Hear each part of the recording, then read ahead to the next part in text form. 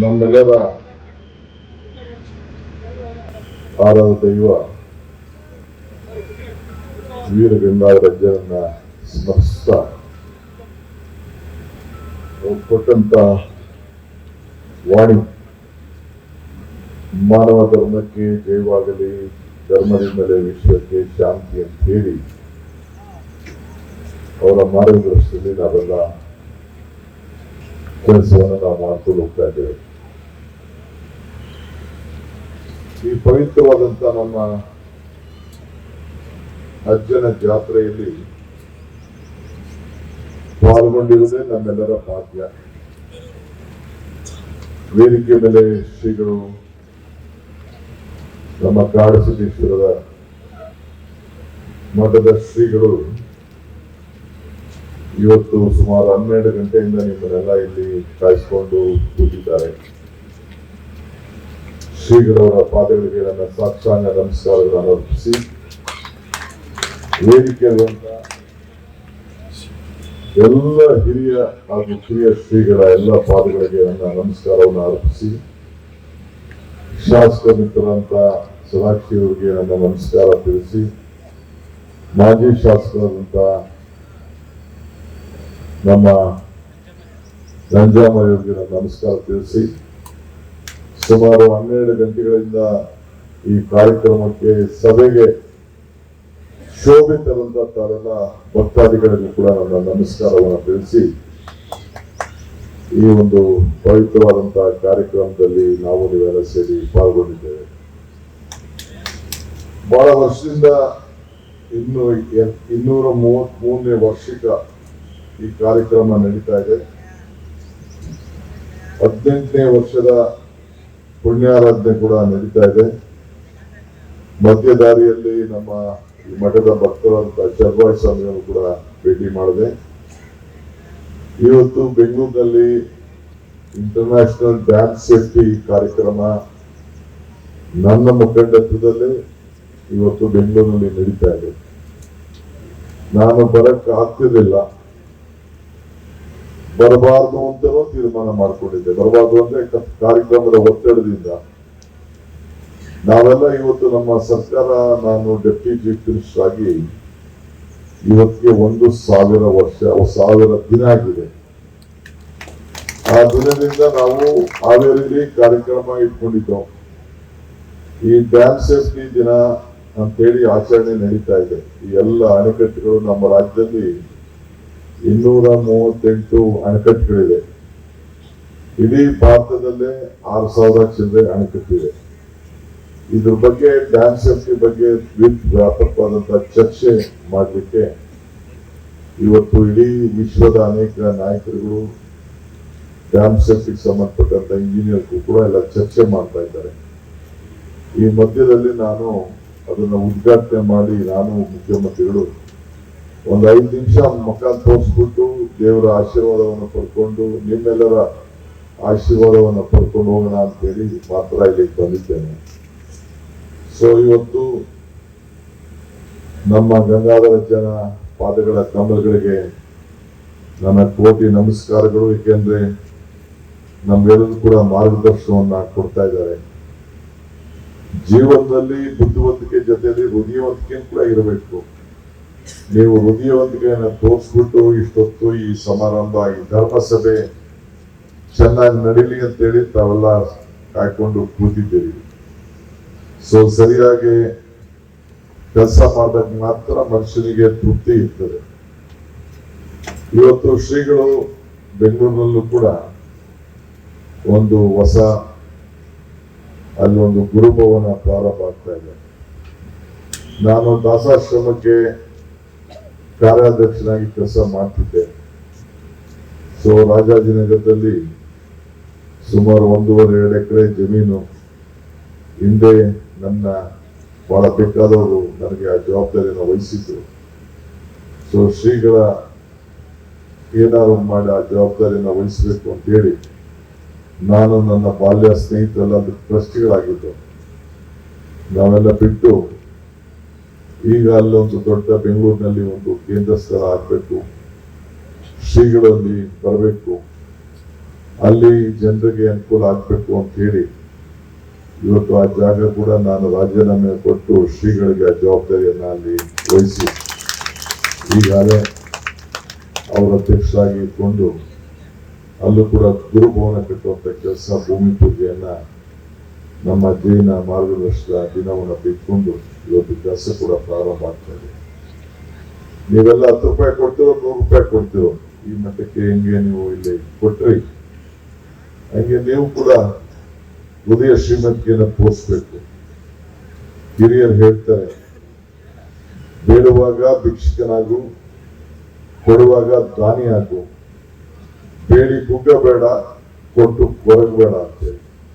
ಹಂಗೆ ನಿಮ್ಗೆ ನಾನು ಡೆಪ್ಟಿ ಚೀಫ್ ಮಿನಿಸ್ಟರ್ ಆಗಲ್ಲ, ಈ ಮಠದ ಒಬ್ಬ ಭಕ್ತನಾಗಿ, ಶ್ರೀಗಳ ಒಬ್ಬ ಶಿಷ್ಯನಾಗಿ, ಅಜ್ಜನ ಒಬ್ಬ ಅನುಯಾಯಿಯಾಗಿ ನೀವು ಕೂಡ ನಿಮ್ದೆಲ್ಲರೂ ಕೂಡ ಸೇವೆ ಅವಶ್ಯಕತೆ ಇದೆ. ಸೊ ಕೈ ತುಂಬಿ ದಾನವನ್ನ ಮಾಡಿ ಆ ಗುರುಭವನ ಕಟ್ಟಿ ಜನರ ಕಲ್ಯಾಣಕ್ಕೆ ಅನುಕೂಲ ಆಗುವಂತ ಕೆಲಸಕ್ಕೆ ತಾವೆಲ್ಲ ಕೂಡ ಹೃದಯ ಶ್ರೀಮಂತಿಕೆಯನ್ನು ತೋರಿಸ್ಬೇಕು ಅಂತ ಹೇಳಿ ನಿಮ್ಮಲ್ಲಿ ಈ ಒಂದು ಧರ್ಮ ಸಭೆಯಲ್ಲಿ ನಾನು ಪ್ರಾರ್ಥನೆ ಮಾಡ್ತೇನೆ. ಏಕೆಂದ್ರೆ ಹಿರಿಯರು ಹೇಳಿದ್ದಾರೆ, ಮನೆ ಹುಷಾರೋ ಮಠ ಹುಷಾರೋ ಅಂತ. ನಿಮ್ಮ ಮನೆಯನ್ನ ನೀವು ಯಾವ ರೀತಿ ಕಾಪಾಡ್ತೀರಿ ಆ ರೀತಿ ನಿಮ್ಮ ಮಠವನ್ನು ಕೂಡ ನೀವು ಕಾಪಾಡಬೇಕು. ನಾವೆಲ್ಲ ಗುರುವೇ ನಮ್ಮ ಸಾಕ್ಷಾತ್ ದೇವರು, ಗುರುವೇ ನಮ್ಗೆಲ್ಲರೂ ಕೂಡ ಜಗತ್ನ ಪಾಲಕ ಅಂತ ಹೇಳಿ ಇವತ್ತು ನಾವು ನಮ್ಮ ಮಠಗಳನ್ನ ರಕ್ಷಣೆ ಮಾಡ್ಕೊಳ್ಳಿಕ್ಕೆ ನಾವೆಲ್ಲ ಇಲ್ಲಿ ಸೇರಿದ್ದೇವೆ.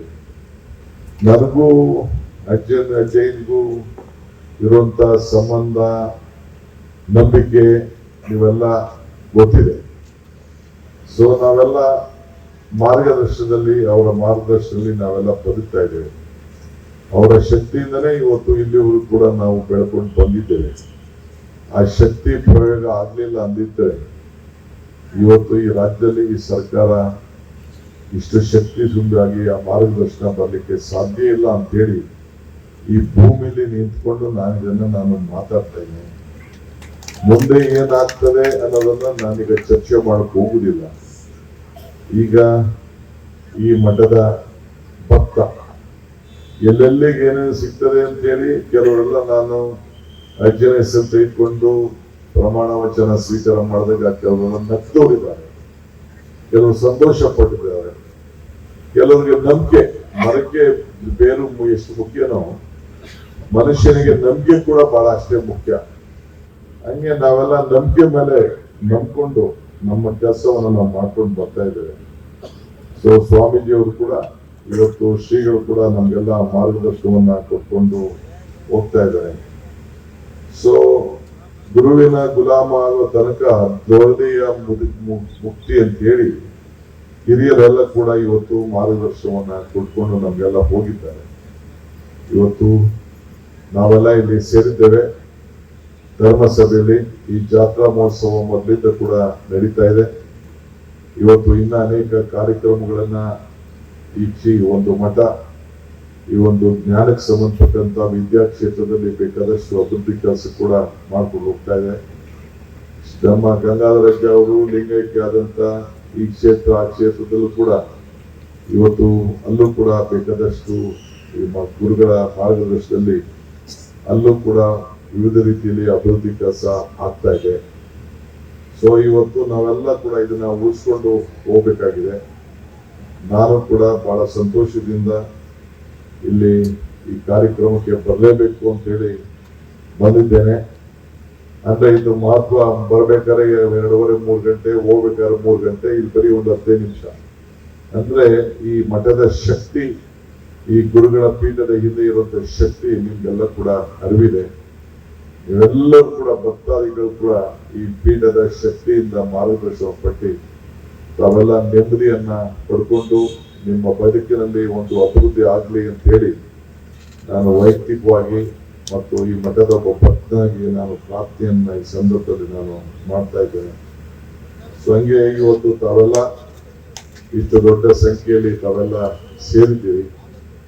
ಮುಂದಿನ ದಿನ ಸದ್ಯದಲ್ಲೇ ಬೆಂಗಳೂರಿನಲ್ಲೂ ಕೂಡ ಶ್ರೀಗಳು ಇವತ್ತು ನಾವು ಬರೀ ಭೂಮಿ ಪೂಜೆ ನಾವು 8 ಜನ ಮಾತ್ರ ನಿಂತ್ಕೊಂಡು ಸೊ ಕಾರ್ಯಕ್ರಮ ಮುಗಿದ ಮೇಲೆ ಮಠ ಅಲ್ಲಿ ಗುರುಭವನ ಕಟ್ಟಿದ ಮೇಲೆ ಒಂದು ದೊಡ್ಡ ಕಾರ್ಯಕ್ರಮನ ನಾವು ಮಾಡೋಣ.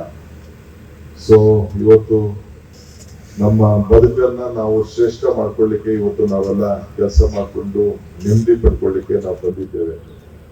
ಭಕ್ತಂಗೂ ಭಗವಂತನಿಗೂ ವ್ಯವಹಾರ ಮಾಡುವಂತ ಸ್ಥಳ ದೇವಾಲಯ. ಹಾಗೆ ಇವತ್ತು ನಮ್ಮ ಮಠ ಇಲ್ಲಿ ಬಂದು ಈ ಒಂದು ಹಿಂದೆ ಹೆಂಗಿತ್ತು ಅಂತ ತಾವು ನೋಡಿದ್ದೀರಿ, ಯಾವ ರೀತಿ ಬದಲಾವಣೆ ಆಗಿತ್ತು ಅಂತ ನೋಡಿದ್ದೀರಿ. ಶಕ್ತಿ ಇಲ್ಲದೆ ಹೋದ್ರೆ, ನಂಬಿಕೆ ಇಲ್ಲದೆ ಹೋದ್ರೆ ಯಾರು ಕೂಡ ಹಿಂಗೆ ಬದಲಾವಣೆ ಮಾಡ್ಲಿಕ್ಕೆ ಸಾಧ್ಯ ಇಲ್ಲ. ಸೊ ನೀವೆಲ್ಲ ಒಂದು ಕೊಡುಗೈ ದಾನಿಗಳಾಗಿ ಈ ರೀತಿ ಅಭಿವೃದ್ಧಿಯನ್ನ ಮಾಡಿದ್ದೀರಿ. ಸೊ ಅಂಗಕ್ಕೆ ಆಚಾರವೇ ಆಶ್ರಯ, ಆಚಾರಕ್ಕೆ ನಮ್ಮೆಲ್ಲರ ಪ್ರಾಣವೇ ಆಶ್ರಯ, ಪ್ರಾಣಕ್ಕೆ ಜ್ಞಾನವೇ ಆಶ್ರಯ, ಜ್ಞಾನಕ್ಕೆ ಲಿಂಗವೇ ಆಶ್ರಯ, ಲಿಂಗಕ್ಕೆ ಜಂಗಮನೇ ಆಶ್ರಯ ಅಂತ ಹೇಳಿ ಇವತ್ತು ನಮ್ಮ ಅನೇಕ ಶ್ರೀಗಳು ಕೂಡ ನಮಗೆ ಮಾರ್ಗದರ್ಶನವನ್ನು ಕೊಟ್ಟಿದ್ದಾರೆ. ಸೊ ಗುರುವಿನಿಂದ ಬಂಧುಗಳು, ಗುರುವಿನಿಂದ ದೈವಗಳು, ಗುರುವಿನಿಂದ ಪುಣ್ಯ ಜಗಕ್ಕೆಲ್ಲ, ಗುರುವಿನಿಂದ ಮುಕ್ತಿ ಕೂಡ ಅಂತ ಹೇಳಿ ಸರ್ವಜ್ಞ ಕೂಡ ನಮ್ಗೆಲ್ಲ ಮಾರ್ಗದರ್ಶನವನ್ನ ಕೊಟ್ಟಿದ್ದಾರೆ. ಸೊ ಅದರಿಂದ ಧರ್ಮ ಎಂದರೆ ಮನುಷ್ಯತ್ವ. ಆ ಮನುಷ್ಯತ್ವವನ್ನು ಉಳಿಸ್ಕೊಳ್ಳಿಕ್ಕೆ, ಕಾಪಾಡಲಿಕ್ಕೆ ಇವತ್ತು ನಾವೆಲ್ಲ ಕೂಡ ನಾವು ಬೆಳ್ಕೊಂಡು ಹೋಗ್ತಾ ಇದ್ದೇವೆ. ಇವತ್ತು ನಮ್ಮ ಸರ್ಕಾರ ಕೂಡ ಜನರ ಕಲ್ಯಾಣಕ್ಕೆ, ಜನರ ಬದುಕಿಗೆ ಇವತ್ತು ದೀಪ ಹಚ್ಚಿತು. ನಾವು ಶಿವಂ ಕರೋತಿ ಕಲ್ಯಾಣಂ ಆರೋಗ್ಯಂ ಧನ ಸಂಪದಂ ಜ್ಞಾನ ಶಕ್ತಿ ಸ್ವರೂಪಸ್ಯ ದೀಪ ಜ್ಯೋತಿ ಪ್ರಕಾಶತ. ನಮ್ಮೆಲ್ಲರೂ ಕೂಡ ಮಂಗಳವಾಗ್ಲಿ, ಶುಭವಾಗ್ಲಿ, ಆರೋಗ್ಯವಂತರಾಗ್ಲಿ, ಜ್ಞಾನವಂತರಾಗ್ಲಿ, ನೆಮ್ಮದಿ ಸಿಗ್ಲಿ ಅಂತ ಹೇಳಿ ನಾವೆಲ್ಲ ಸೇರಿ, ವೇದಿಕೆಯವರೆಲ್ಲ ಸೇರಿ ಬಹಳ ಸಂತೋಷದಿಂದ ನಿಮ್ಮ ಬದುಕು ಬೆಳಕಾಗಿರ್ಲಿ ಅಂತ ಹೇಳಿ ಬಹಳ ಸಂತೋಷದಿಂದ ಈ ಜ್ಯೋತಿಯನ್ನ ಬೆಳೆಸಿದ್ದೇವೆ. ಸೊ ಅದರಿಂದ ಯಾವುದೋ ಜಾತಿ ಧರ್ಮ ಅನ್ನೋದು ಕಾಣದೆ ಈ ಮಠ ಕೆಲಸ ಮಾಡ್ಕೊಂಡು ಹೋಗ್ತಾ ಇದೆ. ನನ್ಗೆ ಬೇಕಾದಷ್ಟು ಜನ ಚರ್ಚೆ ಮಾಡ್ತಾರೆ, ಏನಪ್ಪಾ ನೀನು ಒಕ್ಕಲಿಗ ಅಂತ ಹೇಳ್ತಾರೆ, ನೀನ್ ಹೋಗಿ ಇಲ್ಲಿ ಈ ಮಠಕ್ಕೆ ಏನು ನಿನ್ಗೇನ್ ಸಂಬಂಧ ಅಂತ ಹೇಳ್ತಾರೆ. ನಾನು ಹೇಳ್ತಾ ಇರ್ತೀನಿ, ಅದಕ್ಕೆ ಭಕ್ತನಿಗೂ ಭಗವಂತನಿಗೆ ಇರೋ ಸಂಬಂಧದಲ್ಲಿ ನಮ್ಮ ಗುರುಗಳು ಹೇಳ್ತಾರೆ, ಮಾನವ ಧರ್ಮಕ್ಕೆ ಜಯವಾಗ್ಲಿ, ಧರ್ಮದಿಂದಲೇ ವಿಶ್ವಕ್ಕೆ ಶಾಂತಿ ಅಂತ ಹೇಳಿ.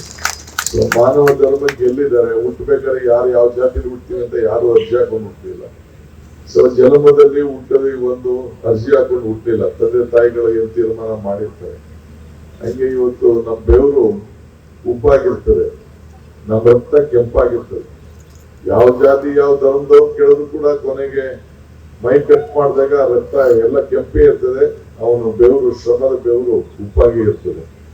ಹಂಗೆ ಕಣ್ಣೀರು ಕೂಡ ಸಾವುಕಾರ ಆಗ್ಲಿ, ಬಡವ ಆಗ್ಲಿ, ಯಾವ ಜಾತಿಯಾಗ್ಲಿ ಅದರಲ್ಲೇನು ವಿಭಿನ್ನವಾದಂತ ಬೇರೆ ಇಲ್ಲ. ಹಂಗೆ ಮಾನವ ತತ್ವಕ್ಕೆ ಇವತ್ತು ಹೆಚ್ಚಿಗೆ ಶಕ್ತಿ ತುಂಬುವಂತ ಕೆಲಸ ನಮ್ಮ ವೀರ ಗಂಗಾಧರಜ್ಜ ಅವರು ನಮ್ಮ ಲೋಕಕ್ಕೆ ಒಂದು ಮಾರ್ಗದರ್ಶನವನ್ನು ಕೊಟ್ಟಿದ್ದಾರೆ. ಅವರ ಮಾರ್ಗದರ್ಶನದಲ್ಲಿ ಅನೇದಂತೆ ನಾವೆಲ್ಲ ಕೂಡ ನಡೀತಾ ಇದ್ದೇವೆ. ಮುಂದಿನ ಕಾಲ ತೀರ್ಮಾನಗಳು ಆಗ್ತವೆ. ನಾನೇನು ಹೆಚ್ಚಿಗೆ ಇಲ್ಲ. ನಾನು ಇಲ್ಲಿಗೆ ಬಂದಿರೋದು ನಿಮ್ಮಂಗೆ ಶ್ರೀಗಳ ಮಾರ್ಗದರ್ಶನವನ್ನು ಪಡ್ಕೊಂಡು ಹೋಗ್ಲಿಕ್ಕೆ ಬಂದಿದ್ದೇನೆ, ಆಶೀರ್ವಾದವನ್ನು ಪಡ್ಕೊಂಡು ಹೋಗ್ಲಿಕ್ಕೆ ಬಂದಿದ್ದೇನೆ. ಇದೊಂದು ಶಕ್ತಿ ಪೀಠದ ಆಶೀರ್ವಾದವನ್ನು ಪಡಲಿಕ್ಕೆ ನಾವೆಲ್ಲ ಬಂದಿದ್ದೇವೆ. ನಿಮಗೂ ನಮ್ಗೆಲ್ಲ ಕೂಡ ಖಂಡಿತ ಒಳ್ಳೇದಾಗ್ತದೆ ಅನ್ನೋದು ನಮಗೆ ನಂಬಿಕೆ ಇದೆ. ಆದ್ರಿಂದ ನಾನು ಹಿಂದೆ ಕೆಲವು ಸಂದರ್ಭದಲ್ಲಿ ಹೇಳಿದ್ದೇನೆ, ದೇವರು ವರನೂ ಕೊಡುವುದಿಲ್ಲ, ಶಾಪನೂ ಕೊಡುವುದಿಲ್ಲ, ಅವಕಾಶ ಮಾತ್ರ ಕೊಡ್ತಾನೆ. ಕೊಟ್ಟಂತ ಅವಕಾಶದಲ್ಲಿ ನಾವು ಒಳ್ಳೆ ಕೆಲಸ ಮಾಡ್ಕೊಂಡು ಹೋಗೋಣ. ಅದಕ್ಕೆ ನಾವೆಲ್ಲ ಇಲ್ಲಿ ಸೇರಿದ್ದೇವೆ. ಸೊ ಮತ್ತೊಮ್ಮೆ ಮಠ ಕಾಪಾಡ್ಕೊಳ್ಳುವಂತ ಕೆಲಸ ನೀವೆಲ್ಲ ಸೇರಿ ಮಾಡಬೇಕು, ಭಕ್ತಾದಿಗಳೆಲ್ಲ ಸೇರಿ ಮಾಡಬೇಕು ಅಂತ ಹೇಳಿ, ನಿಮ್ಮ ಹೃದಯ ಶ್ರೀಮಂತಿಕೆಯಿಂದ ಮಠ ಬೆಳೆದಕ್ಕೆ ತಾವೆಲ್ಲ ಸಹಾಯ ಮಾಡಬೇಕು. ನೀವೇನು ಬದುಕಿನಲ್ಲಿ ನೀವು 1000 ರೂಪಾಯಿ ಕೊಡಿ ಅಂತ ಹೇಳುದಿಲ್ಲ. ನಿಮ್ಮ ಬದುಕಿನಲ್ಲಿ ಸಂಪಾದನೆ ಮಾಡೋದು 1 ರೂಪಾಯಿ ಕೊಡಿ ಸಾಕು, ಇಷ್ಟೇ ಸಾಕು. ಇದು ಸಾಗರವಾಗಿ ಈ ಮಠ ಬೆಳೀತದೆ ಅನ್ನೋದು ಹೇಳಿ ನಿಮ್ಮೆಲ್ಲರೂ ಕೂಡ ಅನುಕೂಲ ಆಗ್ತದೆ ಅಂತ ಹೇಳಿ ನಾನು ಪ್ರಾರ್ಥನೆ ನನ್ನ ಮಾತನ್ನು ಮುಗಿಸ್ತೇನೆ. ಎಲ್ಲರಿಗೂ ನಮಸ್ಕಾರ.